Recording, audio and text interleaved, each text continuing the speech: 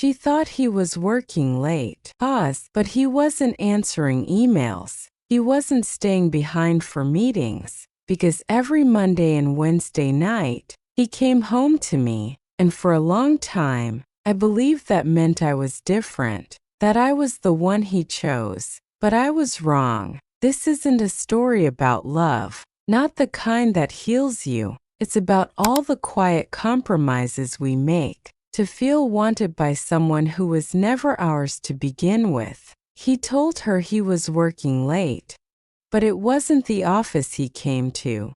It was me. They say silence after dark holds secrets. For me, it started at 8:47 p.m. Always 8:47, not 8:45, not 9, just that 1 minute, like a whispered promise carved into the night. I used to watch the hallway light flicker through the peephole.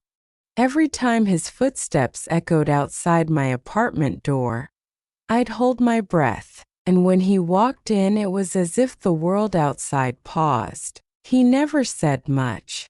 He didn't need to. He'd shrug off his coat with a familiar sigh, like he had just laid down the weight of someone else's life. The scent of his cologne would linger in the air, subtle, clean, expensive. Sometimes it carried traces of her perfume, faint but undeniable. I told myself it didn't matter, because when he looked at me, in those quiet, unspoken moments, I felt like I was the only one who saw him.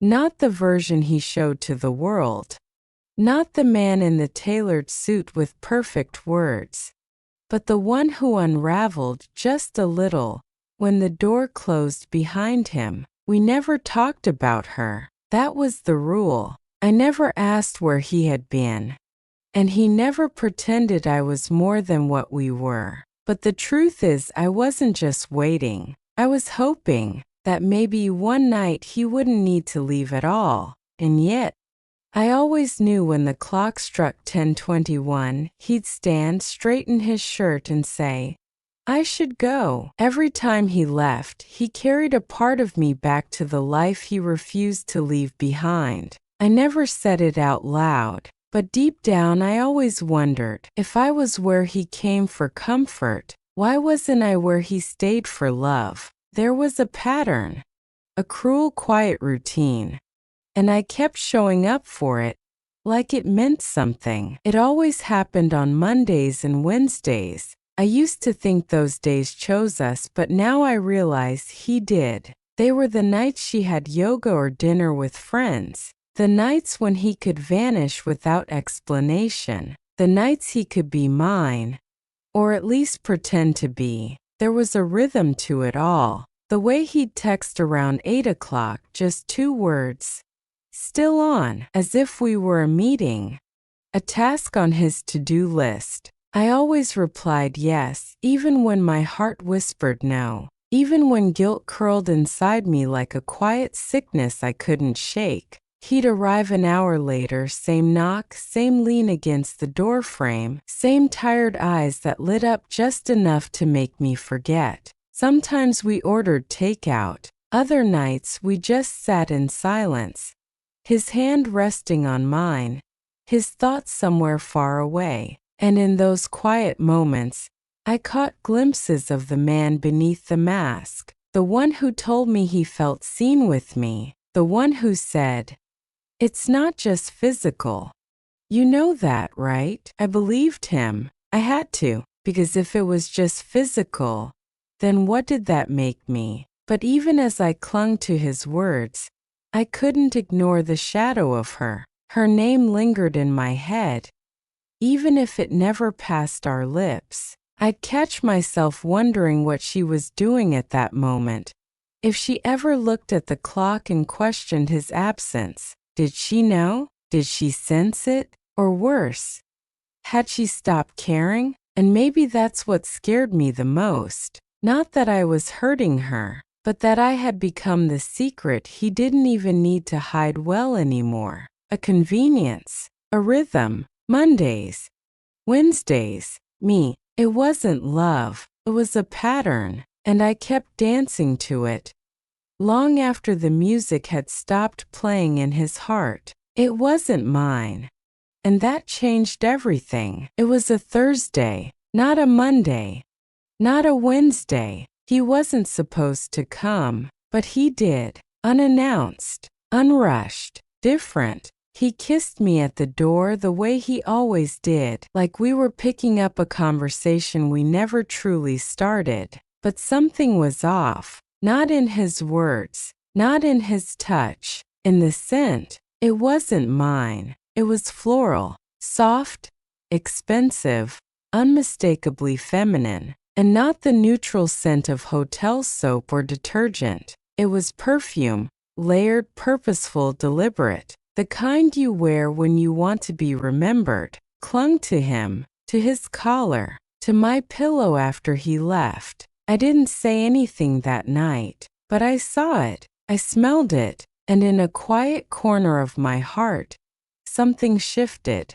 Until then, I had tricked myself into believing I was the only one on the edge of his double life, that he was with her in body but with me in everything else. But that perfume shattered the illusion, because it meant he was present somewhere else, in a room with her, close enough for the scent to stay with him, close enough to let it linger. I sat on the edge of the bed after he fell asleep, staring at his shirt draped over the chair, and I realized I wasn't just the one he came to. I was the one who accepted leftovers, leftover time, leftover affection, and now leftover scent. That night, guilt didn't visit me, jealousy did, and it was crueler. I wasn't the only one aching anymore. I was now part of a chain reaction, of lies, of betrayals, of women loving a man who couldn't love without leaving pieces behind. I should have asked. I should have said something, but all I could do was lie next to him and turn my face the other way. Because in that moment I realized something unbearable. He didn't smell like me anymore. He smelled like her. He's unhappy. She doesn't see him. I do. That's what I told myself.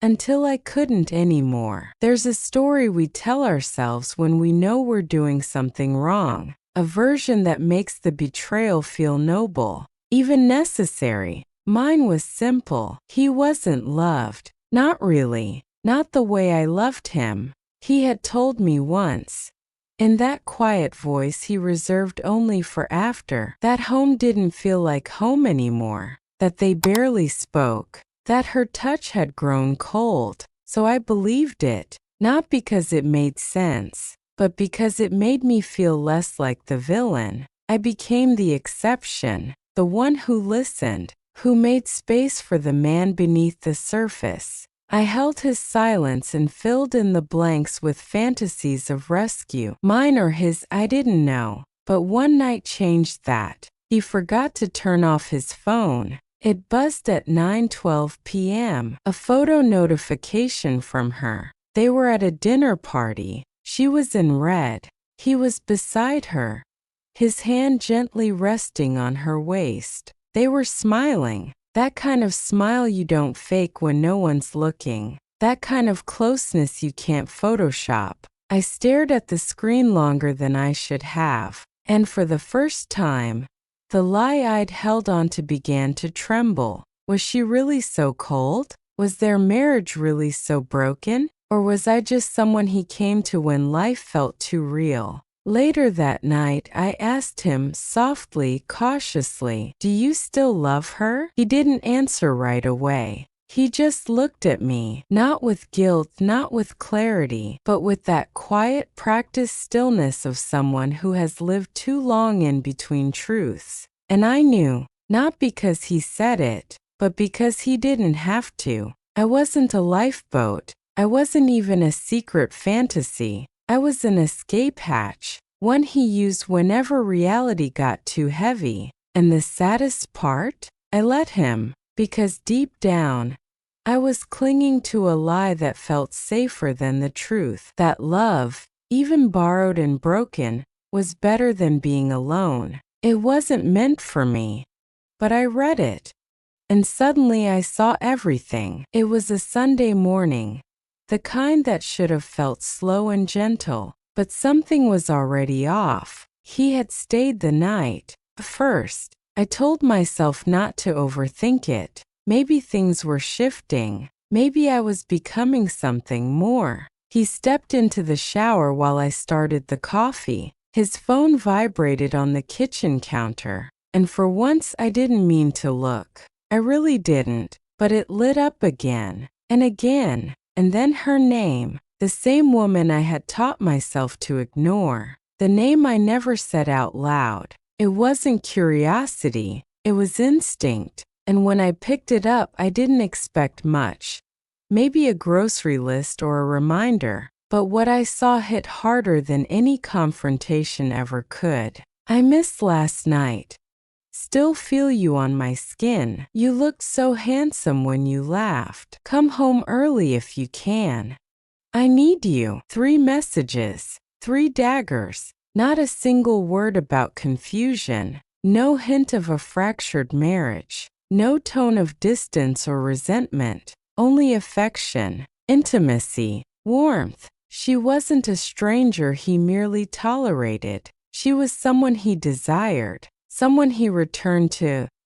Emotionally, physically, willingly. I set the phone down as quietly as I could, the sound of the shower still running, the steam, the illusion, the man I thought I knew. All of it swirled together like a cruel joke. And then something broke. Not loudly, not dramatically, just a quiet, clean snap inside me. The kind you don't hear until after it's already done. He walked out moments later, towel around his waist, humming something low. I smiled. I handed him his coffee, and I said nothing, because sometimes when the truth punches the air out of you, there's nothing left to say. I watched him that morning, the way he moved, how he sipped, how he reached for my hand, and I felt like I was watching a stranger wear his skin. And all I could think was, he didn't lie to me. He just never needed to tell the truth. He didn't scream. He didn't explain. He just stopped choosing me. There was no final fight, no slamming doors, no dramatic confession. Just distance, soft, almost polite. At first I thought he was just busy. Meetings ran long. Traffic was worse than usual. His phone died. The kinds of excuses you don't question when you're afraid of the answers. The Mondays started slipping. Then the Wednesdays. Texts became shorter. His voice less warm. He didn't say goodbye, not in any real way. He just began to disappear in pieces, not all at once, not enough to panic, just enough to feel the slow unraveling. I used to stand by the window at 8:47 p.m., out of habit, then out of hope, then just out of muscle memory. One night I caught myself still cooking for 2, still setting out the extra glass, still waiting long after I'd stopped believing. And that was the moment I realized he had already left me. He just didn't say it out loud. There's a kind of cruelty in quiet endings. When no one calls it over, there's nothing to mourn, no closure to hold, just a lingering ache that has nowhere to go. I didn't chase him. I didn't beg, because deep down I knew he hadn't made a decision to leave. He had just made a decision not to return. And I made mine too, to stop waiting, to stop hoping, to start breathing in a space that was finally still, even if painfully so. Some heartbreaks don't come with screams, they come with silence, with unanswered texts, with doors that were never slammed, just quietly never opened again. She thought he was loyal. I thought he was mine. Turns out we were both wrong. There's something haunting about silence between women who never meet but share the same man. She never looked for me, never called, never messaged, I don't know if she ever suspected anything, if she noticed how his shirts sometimes smelled different, or how he seemed lighter on some mornings and strangely distant on others. Maybe she chose not to see it. Maybe she saw too much and made herself forget. Or maybe she trusted him the way I once did. I used to tell myself I was giving him something she couldn't. Understanding, space, warmth. But the truth is, she gave him something I never could. Legitimacy, a name, place to go back to, the version of himself he most wanted the world to believe in. I was the break in his pattern. She was the life he kept choosing again and again, in public, at holidays, with family, in photographs. And the cruelest part? We were both loving someone who was never really there. I spent so long thinking I had something over her, that I had the real version of him, that I knew the secrets she was too blind to see. But in the end, I was just another chapter he never intended to finish, a story that lived in the margins of his life. And maybe she wasn't blind. Maybe she just held on tighter, smiled wider, loved harder even when it hurt. And I stepped away, not because I was stronger, but because I finally realized that neither of us had him, not in any way that truly mattered. He belonged to the image of himself he refused to let go of, and we were just reflections he borrowed, until the mirror cracked. He knocked. I didn't open. That was the real ending. It had been weeks, maybe more. Time moves strangely when you're letting go of someone who never fully stayed. I hadn't heard from him. No texts, no calls, no sudden visits. Just the silence he had trained me to accept. And then one night he came back. I heard the knock at 8:47 p.m. The same rhythm, the same pause between each tap. My heart still recognized it, even if I wished it didn't. For a moment, everything inside me stilled. My hand hovered near the doorknob. I could already hear what he'd say. Something vague, soft, just enough to make me question what I already knew. He would smile that tired smile, say he missed me,